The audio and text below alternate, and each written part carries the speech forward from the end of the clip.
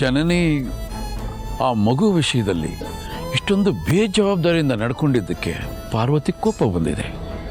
ಆ ಕೋಪದಲ್ಲಿ ತನಗೆ ಗೊತ್ತಿಲ್ಲದ ಕೈ ಎತ್ತಿದ್ದಾಳೆ. ಅದರಲ್ಲಿ ಯಾವುದೇ ದುರುದ್ದೇಶ ಇಲ್ಲ. ಈಗ ನಿನ್ನ ಜೊತೆ ಇಷ್ಟೊಂದು ಮಾತಾಡಿದ್ಲಲ್ವಾ, ಅದು ಕೂಡ ಆ ಮಗು ಮೇಲಿರೋ ಕಾಳಜಿಯಿಂದನೇ ಹೊರತು ಇನ್ಯಾವ ಕೆಟ್ಟ ಆಲೋಚನೆ ಆ ಮಗು ಮನಸ್ಸಲ್ಲಿ ಇಲ್ಲ. ಇಷ್ಟಕ್ಕೂ ಪಾರ್ವತಿನ ನನಗಿಂತ ಚೆನ್ನಾಗಿ ನೀನು ನೋಡಿದ್ಯಾ. ಅವಳ ಸ್ವಭಾವ ಎಂಥದ್ದು ಅನ್ನೋದು ನಿನಗೆ ಅರ್ಥ ಆಗಿದೆ. ಈ ಅರಸನ ಕೋಟೆಗೋಸ್ಕರ ಅವಳೆಷ್ಟೋ ಸಲ ತನ್ನ ಜೀವನ ಎರಡನ್ನೂ ಮುಡುಪಾಗಿಟ್ಟಿದ್ದಾಳೆ. ಅದೆಷ್ಟೋ ಗಂಡಾಂತರಗಳಿಂದ ಈ ಕುಟುಂಬದ ಮಾನ ಮರ್ಯಾದೆಯನ್ನು ಅವಳು ಕಾಪಾಡಿದ್ದಾಳೆ. ಅದೆಲ್ಲ ನಮ್ಮ ಕಣ್ಣು ಮುಂದೆ ಇದೆ, ಯಾವುದನ್ನು ಮರೆಯೋಕ್ಕೆ ಸಾಧ್ಯನೇ ಇಲ್ಲ. ಅಂಥ ಹುಡುಗಿ ಈ ಮಗು ವಿಚಾರದಲ್ಲಿ ಸುಮ್ಮನೆ ಇರ್ತಾಳ? ಯೋಚನೆ ಮಾಡಿ ನೋಡು. ಸಾಲದಕ್ಕೆ ಅದು ಯಾರೋ ಅನಾಮಧೇಯರು ಆ ಮಗು ಮೇಲೆ ದಾಳಿ ಮಾಡಿದಾಗ ಅಲ್ಲೂ ಪಾರ್ವತಿ ಬಂದು ಕಾಪಾಡಿದ್ದಾಳೆ. ಅಖಿಲಮ್ಮ, ನಿನ್ನ ಸೊಸೆಯಾಗೋದಕ್ಕೆ ಮೊದಲು ಈ ಮನೆ ಕೆಲಸದವಳಾಗಿದ್ದಾಗ ಅವಳಿಗೆ ಅರಸನ ಕೋಟೆ ಮೇಲೆ ಅದೆಷ್ಟು ಬದ್ಧತೆ ಇತ್ತೋ ಈಗಲೂ ಹಾಗೇ ಇದೆ. ಒಂದು ಸಾಸಿವೆ ಕಾಳಿನಷ್ಟು ವ್ಯತ್ಯಾಸ ನಾನು ಅವಳು ನೋಡೋಕ್ಕಾಗ್ತಾನೇ ಇಲ್ಲ. ಸರಿ ವೀರಣ್ಣ, ನಮ್ಮ ಪುಟಾಣಿಗೆ ಒಂದಲ್ಲ ಒಂದು ಅಪಾಯ ಆಗ್ತಾನೇ ಇದೆ. ಅದಕ್ಕೆ ಯಾವುದಕ್ಕೂ ಒಂದ್ಸಲ ನಾನೇ ನಮ್ಮ ಪುಟಾಣಿಗೆ ದೃಷ್ಟಿ ತೆಗೆದುಬಿಡ್ತೀನಿ. ನಿನ್ನ ಮೊಮ್ಮಗುಗೆ ನೀನು ದೃಷ್ಟಿ ತೆಗೆಯೋದಕ್ಕೆ ನಂದೇನಿದೆ ಅಪ್ಪಣೆ? ಧಾರಾಳವಾಗಿ ಬಾ.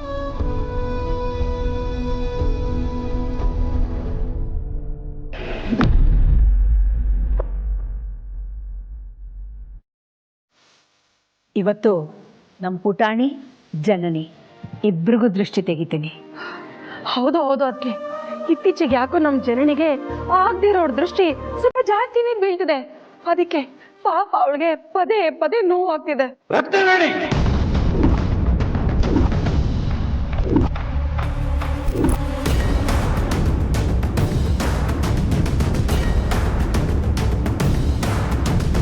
ನಾಲ್ಗೆನ ಸೀಳು ಬಿಡ್ತೀನಿ. ಏನ್ ಮಾತಾಡ್ತಾ ಇದೀಯಾ? ಮಾತಾಡೋದಕ್ಕೂ ಮೊದಲು ಯೋಚನೆ ಮಾಡಬೇಕು. ನಾನು ಆಡೋ ಮಾತಿನಿಂದ ಯಾರ ಮೇಲೆ ಪರಿಣಾಮ ಬೀರುತ್ತೆ, ಅದರಿಂದ ಏನು ಅನಾಹುತ ಆಗುತ್ತೆ ಅಂತ ಯೋಚನೆ ಮಾಡಬೇಕು.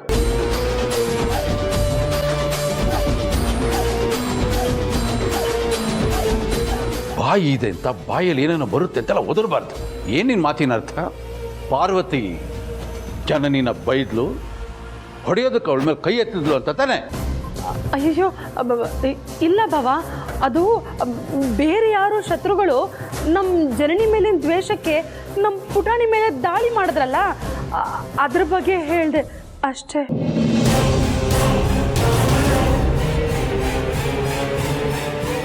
ಅದೇ ಪುಟಾಣಿನ ಕಾಪಾಡೋದಕ್ಕೆ ಇವತ್ತು ಪಾರ್ವತಿ ಬಂದಲ್ಲಿ, ಗೊತ್ತಾ ನಿನಗೆ? ನೋಡಿದ್ಯಾ ನೀನು?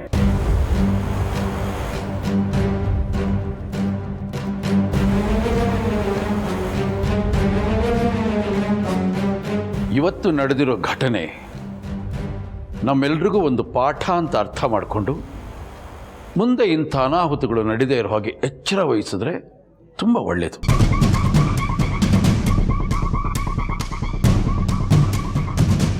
ಅದನ್ನು ಬಿಟ್ಟು ಹಠ ಸಾಧಿಸೋಕೆ ಹೋದರೆ ಅದು ಹಾಗೇ ಆಗುತ್ತೆ. ಅದರಿಂದ ಬೇರೆ ಬೇರೆ ರೀತಿಯ ಘಟನಾವಳಿಗಳು ನಡೀತಾ ಇರುತ್ತೆ.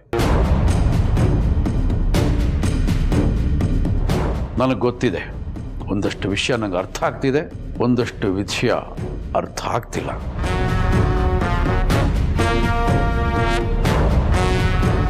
ಎಲ್ಲವನ್ನು ಕೂತ್ಕೊಂಡು ಮಾತಾಡಬೇಕು. ಅದಕ್ಕಿದೆಲ್ಲ ಸಂದರ್ಭ. ಈ ಮನೇಲಿ ಇರಬೇಕಾದ್ದು ಸಂತೋಷ. ಸಂತೋಷ ಇದ್ರೇನೆ ಸಂಭ್ರಮ ಕಾಣೋಕೆ ಸಾಧ್ಯ.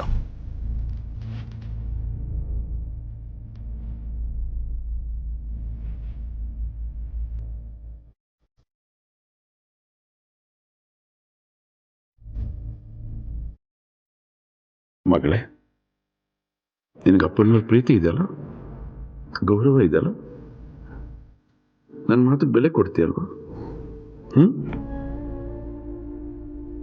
ಇವತ್ತೇನು ನಡೀತು ಅದನ್ನು ಮರೆತು ಬಿಡು. ಅರ್ಥ ಆಯ್ತಾ ಮಗಳೇ?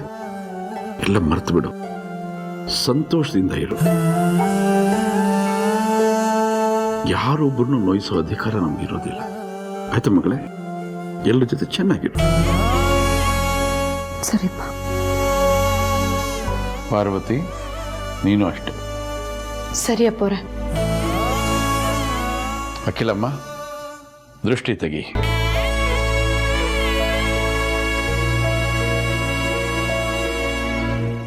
ಒಂದು ನಿಮಿಷ ಇರು.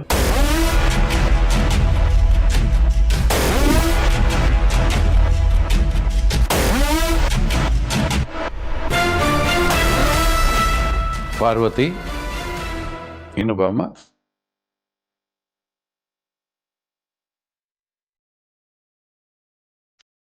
ನಿನ್ನ ಒಳ್ಳೆತನಕ್ಕೂ ತುಂಬಾ ದೃಷ್ಟಿ ಆಗಿದೆ. ಬಾಮ್ಮ, ನಿಂತ್ಕೋ. ನಿನ್ನೂ ಸೇರಿಸಿ ದೃಷ್ಟಿ ತೆಗಿಲಿ. ವೀರಣ್ಣ ಸರಿಯಾಗಿ ಹೇಳ್ತಿದ್ದಾರೆ. ಬಾಮ್ಮ ಪಾರ್ವತಿ, ನಿಂತ್ಕೋ ಬಾ. ಬಾಮಗಳೇ, ಬಾ.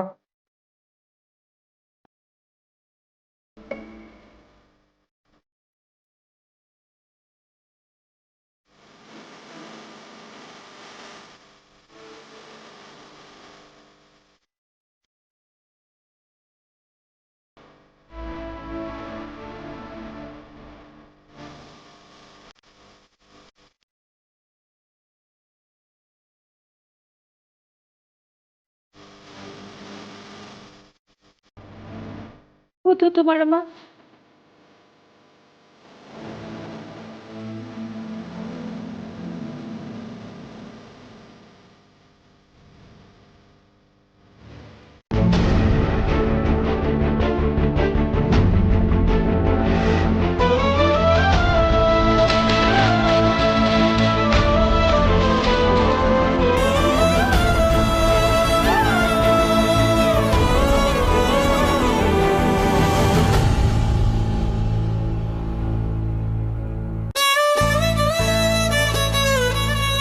ಅತ್ಯಮ್ಮ, ದಯವಿಟ್ಟು ನನ್ನ ಕ್ಷಮಿಸ್ಬಿಡಿ.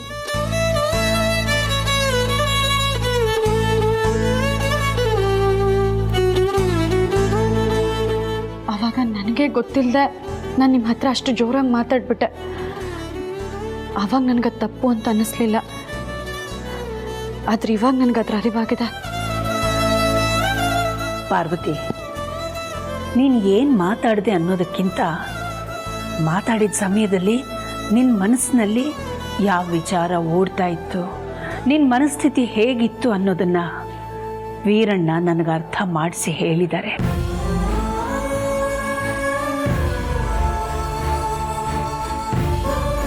ನೀನು ಎಲ್ಲರ ಮುಂದೂ ರೇಗಿ ಮಾತಾಡಿದಾಗ ಒಂದು ಕ್ಷಣಕ್ಕೆ ತುಂಬ ಮುಜುಗರ ಆಯಿತು. ಆದರೆ ಕೋಪ ಅಂತೂ ಖಂಡಿತ ಮಾಡ್ಕೊಂಡಿಲ್ಲಮ್ಮ. ಯಾಕಂದರೆ ನಮ್ಮ ಪಾರ್ವತಿ ತಪ್ಪು ಮಾಡೋದಿಲ್ಲ ಅಂತ ನನಗೆ ಗೊತ್ತು.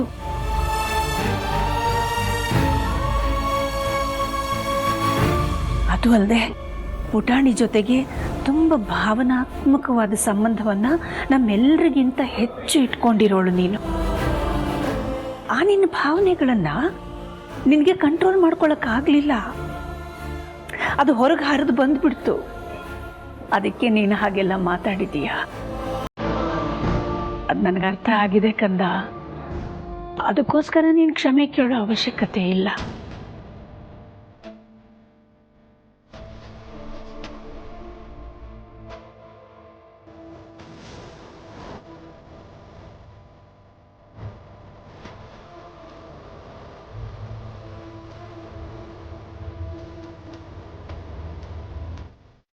ಅಪ್ಪೋರೆ, ದಯವಿಟ್ಟು ನನ್ನ ಕ್ಷಮಿಸ್ಬಿಡಿ. ತಪ್ಪು ಮಾಡಿದವರು ಕ್ಷಮೆ ಕೇಳಬೇಕು, ತಪ್ಪು ಮಾಡದೇ ಇರೋರು ಆಶೀರ್ವಾದ ತಗೊಳ್ಬೇಕು. ಏನು ತಪ್ಪು ಮಾಡಿದ್ಯಾ ನೀನು? ತಪ್ಪು ಎರಡು ರೀತಿಯಲ್ಲಿ ಆಗುತ್ತೆ. ಒಂದು ಉದ್ದೇಶಪೂರ್ವಕವಾಗಿ ಮಾಡೋದು ತಪ್ಪು, ಇನ್ನೊಂದು ತಿಳಿದೇ ಆಗುತ್ತಲ್ಲ, ಅದು ತಪ್ಪಾಗೋದಿಲ್ಲ. ಅದು ಅಂಥ ಸಂದರ್ಭದಲ್ಲಿ ನಮಗೆ ಬೇಕಾಗಿರೋದು ತಾಳ್ಮೆ. ತಾಳ್ಮೆಯಿಂದ ನಾವು ಸಾಧಿಸುವಂಥದ್ದು ಬೇಕಾದಷ್ಟಿರುತ್ತೆ. ತಾಳ್ಮೆ ಕಳ್ಕೊಂಡಾಗ ಸಣ್ಣ ಪುಟ್ಟ ಅನಾಹುತಗಳು ನಡೀತಾ ಇರುತ್ತೆ. ಬಹಳ ಮುಖ್ಯವಾಗಿ ದೊಡ್ಡವರಿಗೆ ಮನಸ್ಸು ನೋವಾಗುತ್ತೆ. ಆ ನೋವಿಗೆ ಮದ್ದೆ ಇರೋದಿಲ್ಲ. ಯಾಕೆಂದ್ರೆ ಅವರಿಂದ ನಿಮಗೆ ಅಪಾರವಾದ ಪ್ರೀತಿ ಸಿಕ್ಕಿರುತ್ತೆ. ಅದರ್ಥ ಮಾಡ್ಕೋಬೇಕು.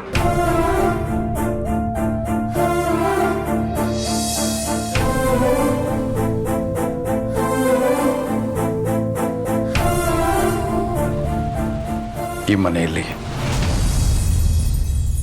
ಇಂಥ ಘಟನಾವಳಿಗಳು ಮರುಕಳಿಸಬಾರ್ದು.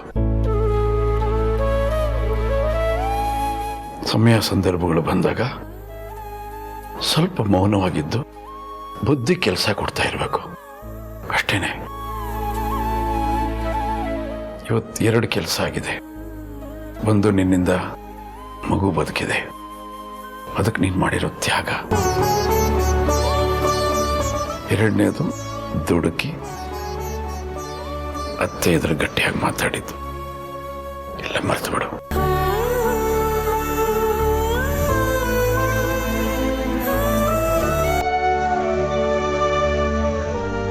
ನನ್ನ ಆಶೀರ್ವಾದ ಯಾವತ್ತೂ ನಿನಗಿದ್ದೇ ಇರುತ್ತೆ.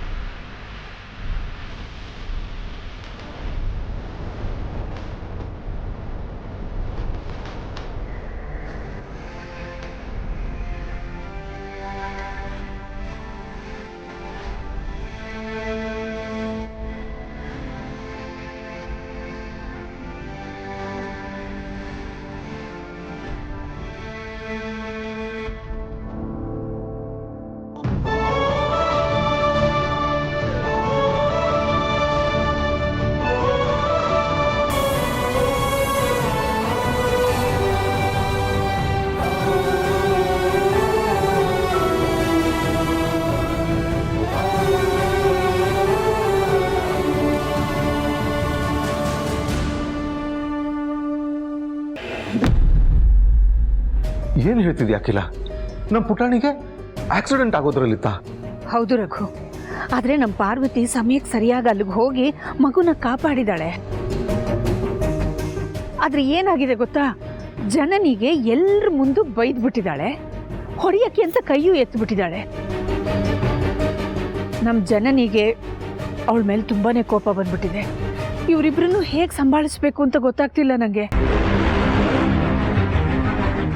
ವೀರಯ್ಯ ಏನು ಹೇಳಿಲ್ವಾ? ಇಬ್ರು ಹತ್ರ ನಾನು ಮಾತಾಡ್ತೀನಿ ಅಂದಿದ್ನಲ್ಲ, ಏನಾಯ್ತು? ಮಾತಾಡ್ತೀನಿ ಅಂತ ಹೇಳಿದ್ದಾರೆ. ಹಬ್ಬ ಅದರ ಆಚರಣೆ ಎಲ್ಲ ಮುಗಿಲಿ, ಆಮೇಲೆ ಮಾತಾಡ್ತೀನಿ ಅಂತ ಹೇಳಿದ್ದಾರೆ. ನೋಡೋಣ, ಆವಾಗಲಾದರೂ ಇವರಿಬ್ರು ಕೋಪ ಮರೆತು ಮನಸ್ತಾಪನ ಬದಿಗಿಟ್ಟು ಒಂದಾಗ್ತಾರ ಅಂತ. ಸರಿ, ಆದರೆ ನನಗೆ ಯಾಕೋ ಈ ವಿಷಯದಲ್ಲಿ ಜನನಿದೇ ತಪ್ಪು ಅಂತ ಅನಿಸ್ತಾ ಇದೆ. ಹೌದು, ನಿಮ್ಮ ಮಾತನ್ನ ನಾನು ಒಪ್ಕೋತೀನಿ. ಆದರೆ ಪಾರ್ವತಿ ಕೂಡ ಈ ಮಟ್ಟಕ್ಕೆ ಕೋಪ ಮಾಡಿಕೊಂಡು ಅವಳ ಮೇಲೆ ಎಲ್ಲರ ಮುಂದೆ ರೇಗಾಡಿ ಕೈ ಎತ್ತಬಾರ್ದಾಗಿತ್ತು ಅಲ್ವಾ? ಇಲ್ಲ ಅಖಿಲ, ಈ ವಿಷಯದಲ್ಲಿ ಪಾರ್ವತಿ ತಪ್ಪು ಅಂತ ನಾನು ಒಪ್ಪಲ್ಲ. ಯಾಕಂದರೆ ಅವಳು ಸುಮ್ಮನೆ ಯಾರನ್ನೋ ಬೈಯೋದಾಗಲಿ ಅವ್ರ ಮೇಲೆ ಕೋಪ ಮಾಡ್ಕೊಳ್ಳೋದಾಗಲಿ ಆ ಸ್ವಭಾವ ಅವಳದಲ್ಲ. ಅವಳಿಗೆ ಮಗು ಮೇಲೆ ಅತಿಯಾದ ಕಾಳಜಿ ಇರೋದ್ರಿಂದ ಹಾಗೆ ನಡ್ಕೊಂಡಿದ್ದಾಳಷ್ಟೇ. ಅದನ್ನು ತಪ್ಪು ಅಂತ ಹೇಳೋಕ್ಕಾಗಲ್ವಲ್ಲ? ಯಾರು ಸರಿ ಯಾರು ತಪ್ಪು ಅಂತ ಚರ್ಚೆ ಮಾಡೋ ಸಮಯ ಅಲ್ಲ ಇದು. ನೋಡೋಣ, ವೀರಣ್ಣ ಮಾತಾಡ್ತೀನಿ ಅಂತ ಹೇಳಿದಾರಲ್ಲ, ಅವ್ರ ಮಾತಿನಿಂದಾದರೂ ಸಮಾಧಾನ ಮಾಡಿಕೊಂಡು ನಮ್ಮಿಬ್ಬರು ಸೊಸೆಯಂದ್ರು ಮೊದಲಿನ ಥರನೇ ಒಗ್ಗಟ್ಟಿನಿಂದ ಇದ್ದುಬಿಟ್ರೆ ಸಾಕು. ಅದನ್ನೇ ನಾವು ದೇವ್ರ ಹತ್ರ ಬೇಡ್ಕೊಳ್ಳೋಣ. ಸರಿ, ಈಗ ಪುಟಾಣಿ ಆರಾಮಾಗಿದ್ದಾಳೆ ತಾನೆ? ಪುಟಾಣಿ ಆರಾಮಾಗೇ ಇದ್ದಾಳೆ. ಓಕೆ ಅಖಿಲ, ಟೇಕ್ ಕೇರ್. ಓಕೆ ರಘು, ನೀವು ಈ ವಿಷಯನ ತುಂಬ ಮನಸ್ಸಿಗೆ ಹಚ್ಕೊಂಡು ಯೋಚನೆ ಮಾಡ್ತಾನೆ ಇರಬೇಡಿ. ನಿಮ್ಮ ಆರೋಗ್ಯಕ್ಕೆ ಒಳ್ಳೆಯದಲ್ಲ. Take care please. ಸರಿ, ಇಲ್ಲ? ಓಕೆ.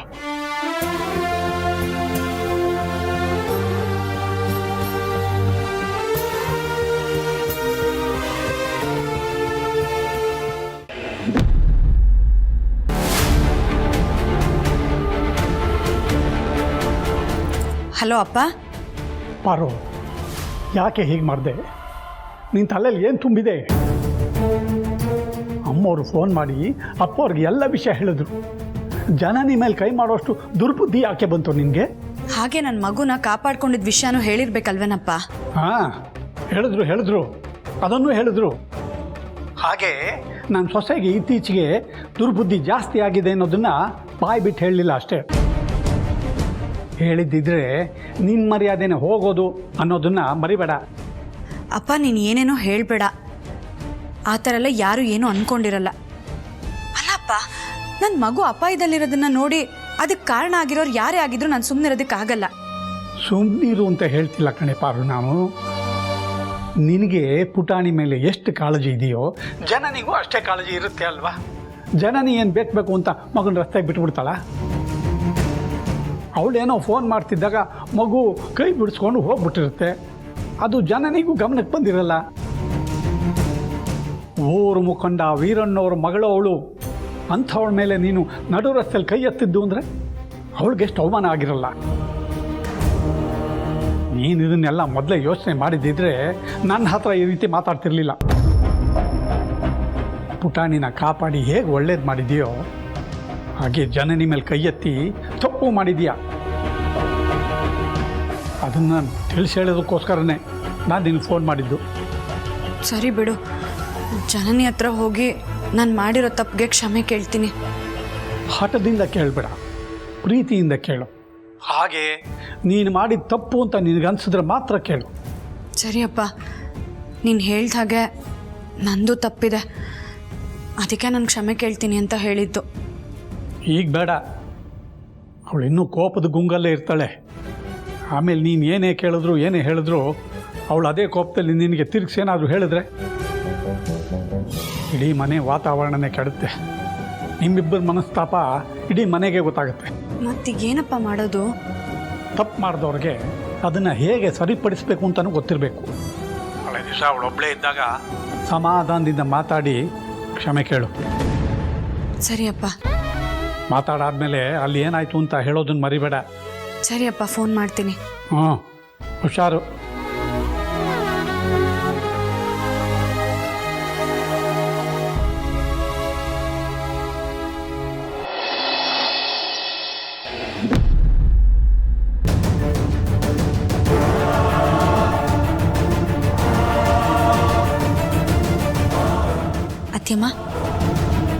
ಅತ್ಯಮ್ಮ, ಕಾಫಿ. ನನಗೆ ಬೇಡ.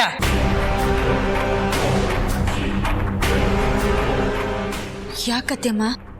ಬೇಡ ಅಂತ ಹೇಳದ್ನಲ್ಲ.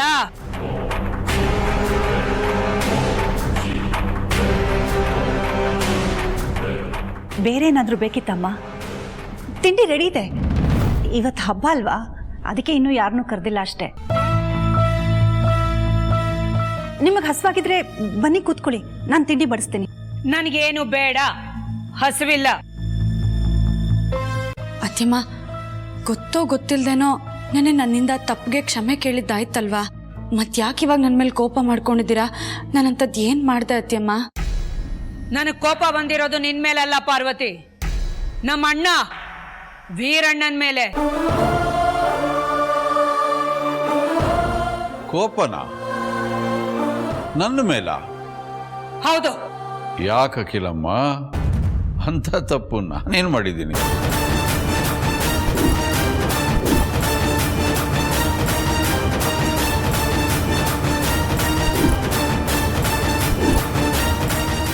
ನನಗೆ ರೇಷ್ಮೆ ಸೀರೆ ಇಷ್ಟ ಅಂತ ಗೊತ್ತಿದ್ದು ಹಬ್ಬಕ್ಕೆ ನನಗೋಸ್ಕರ ಸಾದಾ ಸೀರೆ ತಂದಿಟ್ಟಿದ್ದೀರಲ್ಲ, ಇದು ಸರಿನಾ ವೀರಣ್ಣ?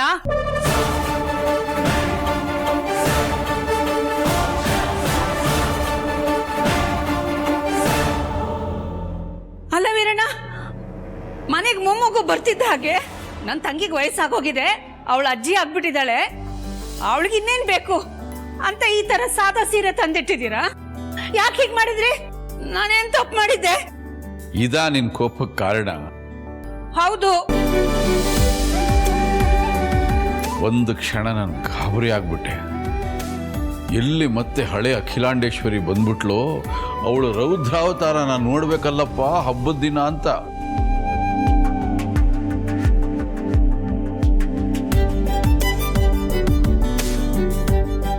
ಆವಾಗ ಸಂದರ್ಭ ಆ ಥರ ಇರ್ತಾ ಇತ್ತು, ಅದಕ್ಕೆ ಹಾಗೆ ಮಾತಾಡ್ತಾ ಇದ್ದೆ. ನೀವೇನ್ ಕಡಿಮೆ ಮಾತಾಡಿದ್ರೆ ಸಿಂಹ ಗರ್ಜನೆ ಮಾಡೋ ತರ ಉತ್ತರ ಕೊಡ್ತಿದ್ರಿ. ನೋಡಿ, ಇವಾಗ ನನ್ನ ಮಾತಿನ ಧಾಟಿ ತಪ್ಪಿಸ್ಬೇಡಿ, ಮಾತು ತಪ್ಸಕ್ ನೋಡ್ಬೇಡಿ. ಹೇಳಿ ಮೊದ್ಲು, ಯಾಕೆ ನಂಗೆ ರೇಷ್ಮೆ ಸೀರೆ ತಂದಿಲ್ಲ? ಬೇಜಾರಾಗ್ಬಿಡಿ ಅಮ್ಮ. ಆ್ಯಕ್ಚುಲಿ ನಿನ್ನೆ ನಾವು ಬಟ್ಟೆ ತೊಗೊಳೋದಕ್ಕೆ ಅಂಗಡಿಗೆ ಹೋಗಿದ್ವಲ್ಲ, ಅವಾಗ ನನ್ನ ಮಾವಂಗೆ ಹೇಳಿದೆ ಅಮ್ಮಂಗೆ ರೇಷ್ಮೆ ಸೀರೆ ಅಂದರೆ ತುಂಬ ಇಷ್ಟ ಅಂತ. ಆದರೆ ಮಾವ ಅಂದರು ಬೇಡ, ಸಾದಾ ಸೀರೆ ತೊಗೊಳ್ಳೋಣ ಸಾಕು ಅಂತ.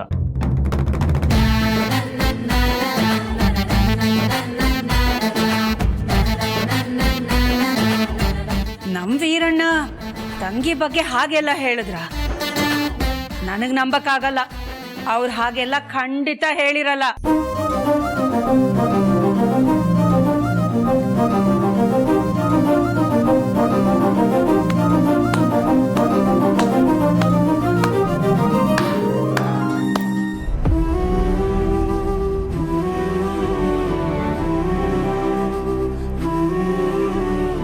ಇದು ನಿಜವಾದ ನಂಬಿಕೆ ಅಂತ ಹೇಳಿದ್ರು. ಮಗ ಹೇಳಿದ್ರು ನೀನು ನಂಬಲಿಲ್ಲ ಅಂದರೆ ಈ ಅಣ್ಣನ ಮೇಲೆ ಅದೆಷ್ಟು ನಂಬಿಕೆ ಇಟ್ಕೊಂಡಿದ್ಯಾ ಅಲ್ವಾ? ನಿಜವಾದ ಸಂಬಂಧಕ್ಕೆ ಅರ್ಥನೇ ಇದು. ದೊಡ್ಡವ್ರು ಹೇಳ್ತಿರ್ತಾರೆ, ಯಾವಾಗಲೂ ಸಂಬಂಧಗಳು ಗಟ್ಟಿಯಾಗಿರಬೇಕು ಅಂದರೆ ನಂಬಿಕೆಗಳು ಬಲಿಷ್ಠವಾಗಿರಬೇಕು ಅಂತ. ಇವತ್ತು ಇದು ಎಲ್ರಿಗೂ ಕಣ್ಣೆದುರು ಕಂಡ ಹಾಗಾಯ್ತು.